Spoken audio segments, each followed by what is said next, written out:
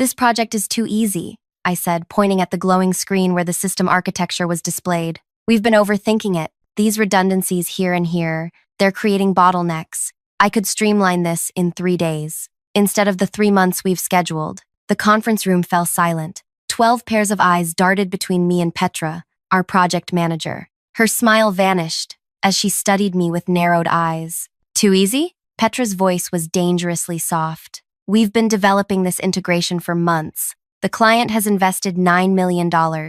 And you think it's too easy? I nodded, unaware of the trap I'd stepped into. Yes, the solution is straightforward once you understand the underlying. That's enough, Mila. Petra stood, smoothing her gray pencil skirt. Your arrogance has been a problem since day one. This team has worked tirelessly while you've repeatedly questioned our approach without offering constructive solutions. But I am offering a solution, I protested, gesturing toward my laptop. If you look at the code structure, we don't need your ego here. Petra's voice cut through the room like a knife. You're fired.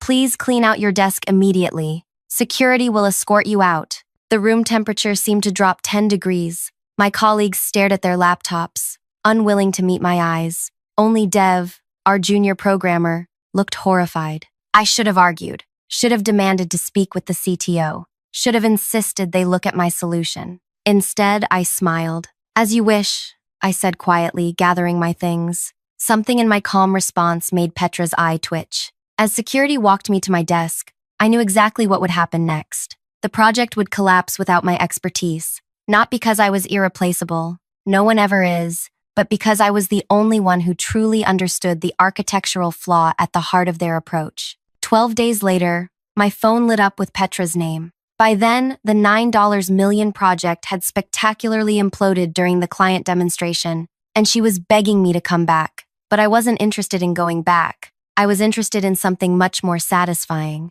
Hey there, if you're enjoying this workplace revenge story, take a quick second to hit that like button and subscribe for more stories that'll have you cheering for the underdog. Drop a comment about the worst boss you've ever had. I bet Petra might give them competition. Now, let's get back to how this all started. My name is Mila Novikov. At 32, I'd spent a decade building a reputation as a problem solver in the tech integration space. I specialized in making incompatible systems talk to each other, a seemingly mundane specialty, until you realize that businesses lose millions when their fancy new software can't communicate with their legacy systems. I joined Hammond Digital 6 months earlier, lured by the promise of leading their biggest integration project yet.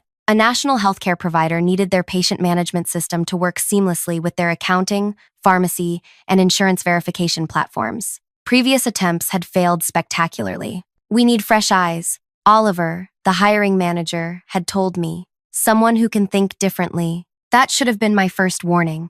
Companies often say they want innovation while punishing anyone who challenges the status quo. From day one, Petra made it clear that my role was to execute her vision, not question it. She had an MBA from an impressive university and 14 years at the company. What she didn't have was technical understanding of complex system integration. The timeline is aggressive, Petra explained during our first meeting. 9 months to complete all phases. The client is threatening to walk if we miss another deadline. I reviewed the specifications and immediately spotted the problem. The architecture is flawed. These systems weren't designed to communicate this way. Petra smiled tightly. We've had 3 architects review the plans. They're solid. Then why have previous attempts failed? Execution problems. Which is why we hired you. She tapped her expensive pen against her notepad. Let's focus on implementation, not reopening settled decisions. For months, I tried working within the parameters. I attended daily meetings where Petra showcased our progress to executives.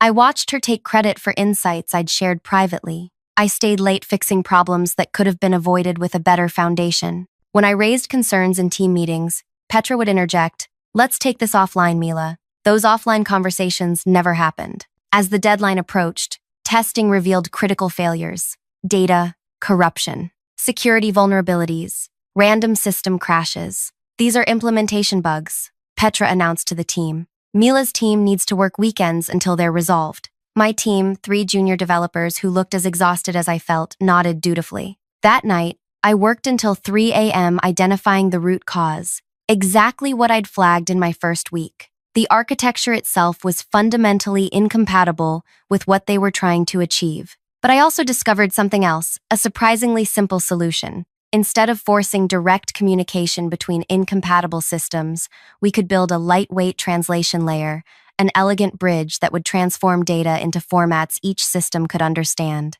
I spent the weekend building a prototype, fueled by coffee and determination. By Monday morning, I had a working demo that proved my approach could solve their $9 million problem in a fraction of the time. That was the morning of the fateful meeting where I said those career-ending words, "This is too easy." After security escorted me out, I drove home in a strange state of calm. My apartment felt unusually quiet as I set my box of desk items on the kitchen counter. A plant, some photos, a world's okayest programmer mug given by a former colleague. My phone buzzed with messages from Dev and the other juniors. "What happened? Are you okay? This is insane." I responded to each with variations of, "I'm fine," before turning my phone off. Was I fine? I'd just lost a job paying $140,000 annually. I had savings, but not enough to be cavalier about unemployment. Yet beneath my practical concerns bubbled something unexpected. Relief. For 6 months, I'd compromised my professional integrity daily.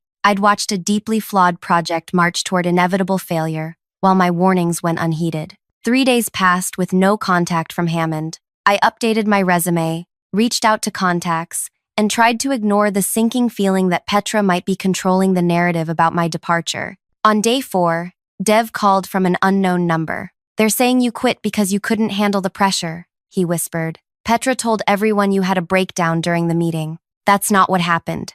"I know, we all know, but the higher-ups are believing her version." He paused. "The system crashed again yesterday. Worse than before. They're bringing in consultants." I laughed without humor. "Good luck to them, Mila." His voice dropped further. "The client demonstration is next week. Everyone's panicking. You were right about everything." After we hung up, I sat staring at my silent phone. Part of me wanted to watch them fail. Another part, the professional who took pride in solving problems, felt genuine concern for the healthcare provider whose operations would suffer. That night, I made a decision. I opened my laptop and carefully documented my solution, the architectural changes, the translation layer, even implementation notes for the juniors. I saved it all to a USB drive. The next morning, I drove to Hammond Digital and asked the receptionist to give the drive to Dev. "Just some personal photos I forgot," I explained with a smile. 2 days later, Dev texted, "Petra rejected your solution without looking at it. Said bringing in your amateur work would compromise the project." My hands shook as I read his message. This wasn't just about me anymore. This was willful sabotage of a project that would impact patient care across hundreds of clinics. "Who else knows about this?" I texted back. "Just me and the juniors. We tried implementing some of your ideas quietly, but we can't make architectural changes without approvals." Day 8 arrived, the client demonstration. I imagined Petra in her crisp outfit, presenting slides that promised perfect functionality, while the system quietly disintegrated behind the scenes. At 2:17 p.m., my phone exploded with notifications. First from Dev, "Total disaster. System crashed during demo. Client walked out." Then from other teammates I hadn't heard from since my firing, "You were right. Everything failed. Petra's blaming the development team." At 6:45 p.m., my phone rang. The caller ID showed a name that made my heart skip. "Gabriel Herrera, Hammond Digital's CTO. Mila," he said when I answered. "We need to talk."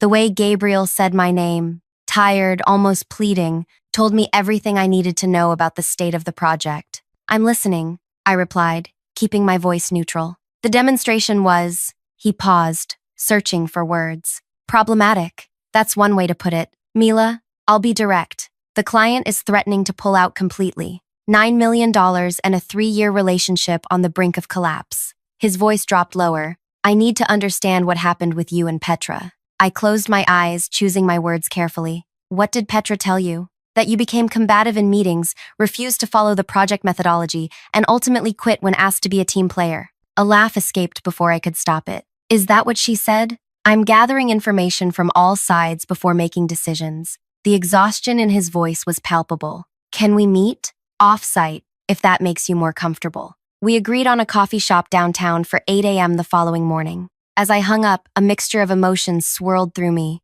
vindication, nervousness, and something else I couldn't quite name. My phone buzzed again with a text from Dev. Petra's on the warpath, blaming everyone, especially you. Says you sabotaged the project before leaving. I stared at the message, anger rising like a tide. Sabotage? I'd spent months trying to save this project from Petra's incompetence. Sleep evaded me that night. I rehearsed what I would tell Gabriel, gathering mental evidence of Petra's mismanagement. By morning, dark circles shadowed my eyes, but my resolve was ironclad. Gabriel was already waiting when I arrived, nursing a black coffee. Unlike Petra with her polished appearance, Gabriel embraced his tech roots, slightly rumpled button-down, wild salt and pepper curls, and the perpetually distracted look of someone solving problems in his head. "Thank you for coming," he said, gesturing to the chair across from him. I ordered tea and settled in, watching him carefully. "What do you want to know?" "Everything. From the beginning."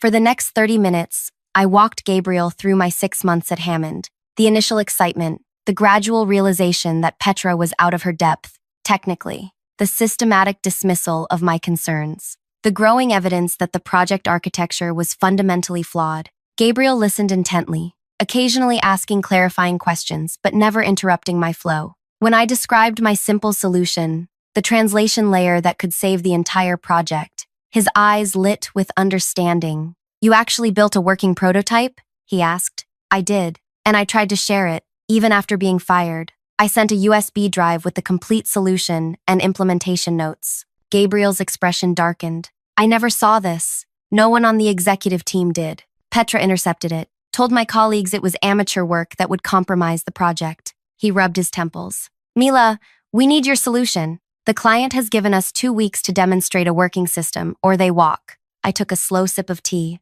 "I don't work for Hammond anymore. We can bring you back. Same position, same salary. That's not going to work." I set down my cup. "I won't report to Petra again." "Then what do you want?" The question hung between us. What did I want? Revenge? Vindication? My job back? "I want 3 things," I finally said. "First, I work as an independent consultant, not an employee. Second, I report directly to you, with no interference from Petra. Third, my fee is triple my former salary." Gabriel didn't even blink. "Done. There's one more condition." I leaned forward. "I want full creative control over implementation. No committees, no pointless meetings. Just me and the development team working directly to solve the problem. The timeline is tight. 2 weeks is generous. I can have a working demo in 5 days if I start tomorrow." Gabriel studied me for a long moment. "You're that confident in your solution?" "I am, because unlike some people at Hammond, I actually understand what I'm doing." He extended his hand.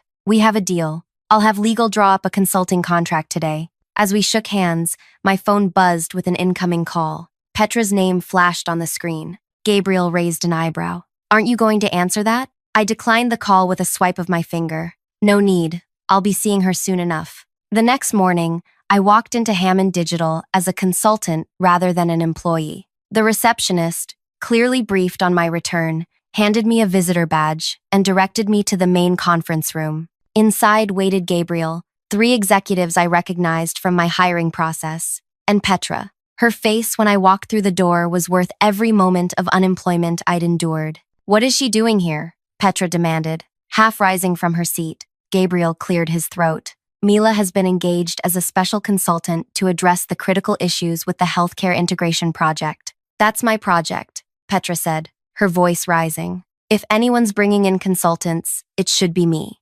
"Actually," Gabriel replied, sliding a folder across the table. "As of this morning, you've been reassigned to internal operations. I'll be overseeing the healthcare project directly, with Mila handling technical implementation." The blood drained from Petra's face. "You can't do that. I've managed this from the beginning. And we're now on the verge of losing our largest client," one of the executives interjected. "The board has approved this change. It's not up for discussion." Petra turned to me, eyes burning with undisguised hatred. "You engineered this. You deliberately sabotaged my project so you could swoop in as the savior." The room went silent. All eyes turned to me, waiting for my response. I could feel the weight of the moment, the opportunity to publicly humiliate the woman who had fired me, lied about me, and undermined me at every turn. Instead, I smiled and opened my laptop. "I'd like to walk everyone through the solution I've developed," I said calmly. We have a lot of work to do in the next 5 days. Petra stormed out before I finished my first slide.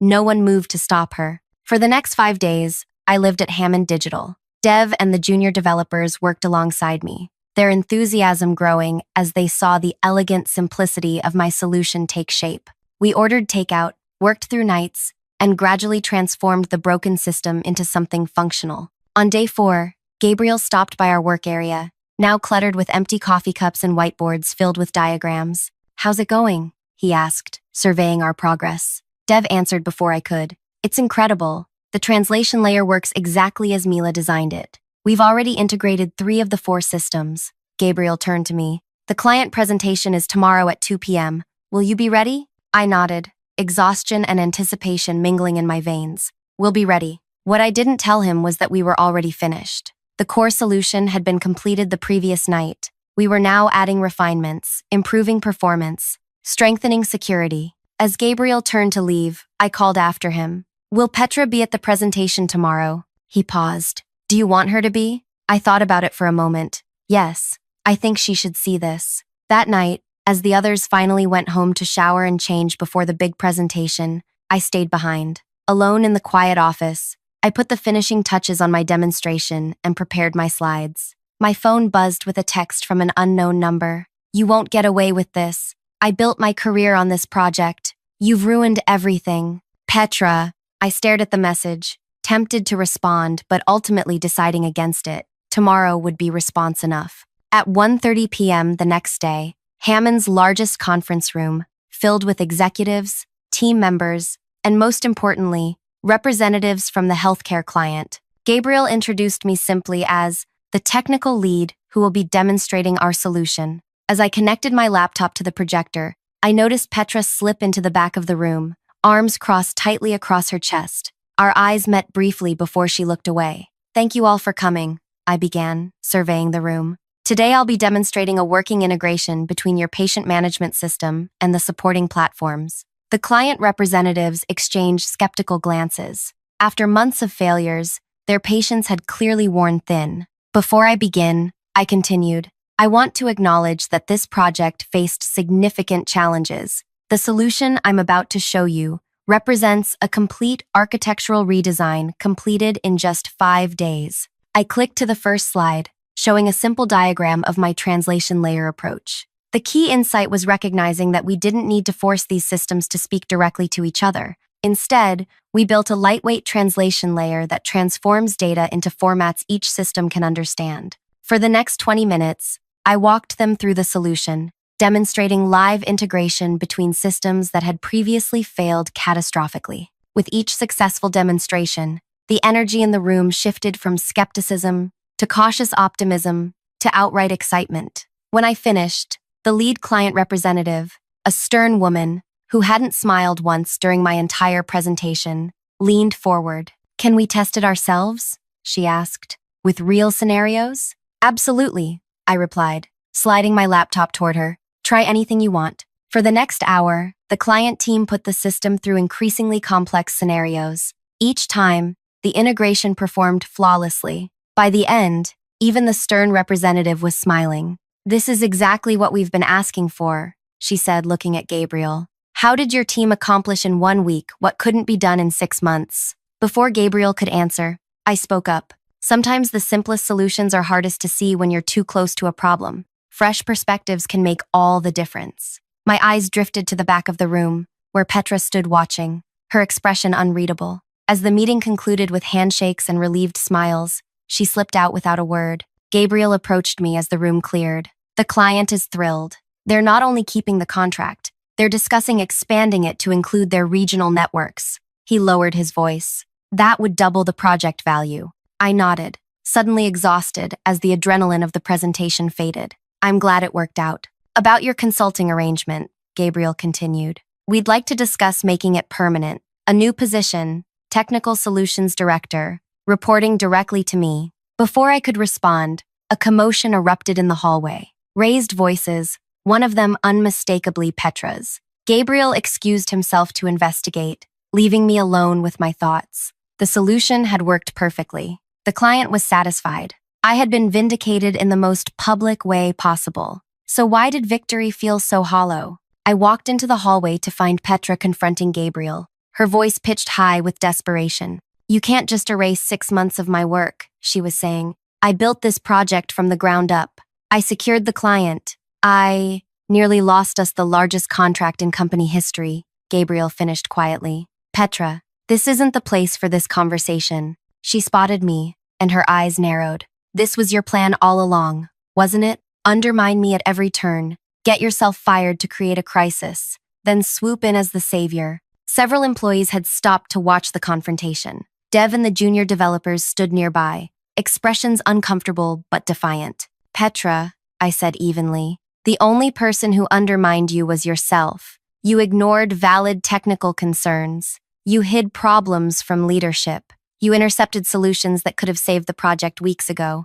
That's a lie, she snapped, but her voice wavered. Is it? Dev stepped forward, surprising everyone. Mila gave us a USB drive with her solution weeks ago. You took it and told us it was worthless without even reviewing it. Petra's face flushed. That wasn't. I was protecting the project integrity. By ensuring it would fail? Gabriel asked, his voice dangerously quiet. A heavy silence fell over the hallway. Petra looked around, seeking allies and finding none. The realization that she had lost control of the project, of the narrative, of her career trajectory, played across her face in real time. My office, Petra. Now. Gabriel's tone left no room for argument. As they walked away, the crowd dispersed, murmuring. Dev approached me with a tentative smile. That was intense, he said. What happens now? I shrugged. That's up to Gabriel and the executive team. But right now, I need some fresh air. Outside, the afternoon sun felt warm on my face. For the first time in months, I breathed easily. My phone buzzed with a text from Gabriel. When you're ready, I'd like to continue our conversation about your future with Hammond. I stared at the message, conflicting emotions churning inside me. The vindication was sweet, but something still felt unresolved. That evening, I met Gabriel at the same coffee shop where we'd struck our deal. His expression was grave as I sat down. Petra has been placed on administrative leave pending a full review of the project, he said without preamble. Her actions potentially violated company ethics policies. I nodded, unsurprised. And the project? Moving forward with you at the helm. If you'll accept the position we discussed, Technical Solutions Director, reporting directly to me, full creative control over implementation, and, he slid a paper across the table, a compensation package that reflects your value to the company. The number at the bottom of the page made my eyes widen slightly. It was nearly triple my previous salary. That's generous, I said carefully. It's necessary. Gabriel leaned forward. Mila, I've been watching you since you arrived 6 months ago. Your work has always been exceptional. The problem was never you. It was where we positioned you in the organization. I traced the rim of my coffee cup, thinking, and if I say no? Gabriel looked surprised. Why would you turn this down? Because Hammond Digital has a culture problem that goes beyond Petra, I replied. For 6 months, I raised valid concerns that were systematically ignored. Other team members saw the problems too, but the company's structure made it impossible for those concerns to reach the right people. We're addressing that. With all due respect, Gabriel, placing Petra on leave doesn't fix the underlying issues. Your management structure rewards those who tell pretty lies over those who deliver uncomfortable truths. He sat back, studying me with newfound respect. What would you propose instead? I'll complete the healthcare project as a consultant, including the expansion phase. But afterward, I want to establish my own technical consultancy. And I want Hammond Digital to be my first client. Understanding dawned in his eyes. You don't want to be an employee at all. No, the certainty in my voice surprised even me. I've learned something valuable from this experience. My greatest strength is in seeing problems clearly, without organizational blinders. I can't do that effectively from inside. Gabriel was quiet for a long moment. You know what you're giving up? The security, the benefits, the resources of a large company? I smiled. I'm gaining more than I'm losing. We spent the next hour negotiating the terms of my consultancy. By the time we finished, I had secured a 1-year contract with Hammond that would provide the financial foundation for my new business while giving me the freedom to take on other clients. As we stood to leave, Gabriel asked the question that had clearly been bothering him. Were you planning this all along? Even before Petra fired you? I considered lying, then decided against it. No, but sometimes getting pushed off a cliff teaches you that you can fly. Over the next 6 weeks, I worked with the development team to complete the healthcare project expansion. Dev became my right hand, soaking up knowledge and growing more confident daily. The client, initially skeptical, became our biggest advocate, even offering testimonials for my new consultancy website. Petra remained on administrative leave, then quietly disappeared from the company directory altogether. No announcement was made about her departure,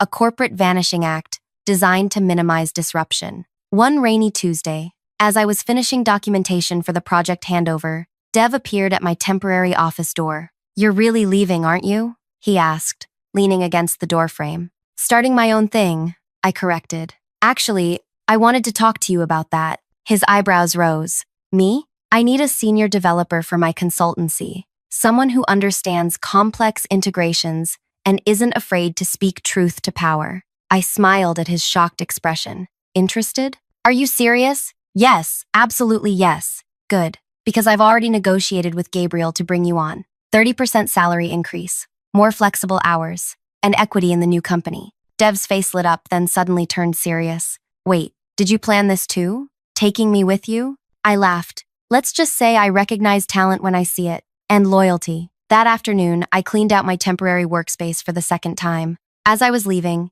Gabriel met me at the elevator. "Your final invoice has been approved," he said, "including the performance bonus." "Thank you. I also wanted to give you this." He handed me an envelope. "It's a letter of recommendation for your new venture. I've already sent copies to my contacts at 3 companies who might benefit from your services." I was genuinely touched. "That's extremely generous." "It's self-serving," he admitted with a small smile. "The better you do, the more Hammond benefits from our ongoing relationship." As the elevator doors opened, he added, "Oh, and one more thing. The board conducted a full review of the healthcare project. They found emails showing Petra had been warned about the architectural flaws by multiple team members, including you. She deliberately concealed those warnings to protect her promotion track." I stepped into the elevator, turning to face him. And they've implemented a new technical review process that bypasses middle management for critical concerns. They're calling it the Mila Protocol." The doors began to close,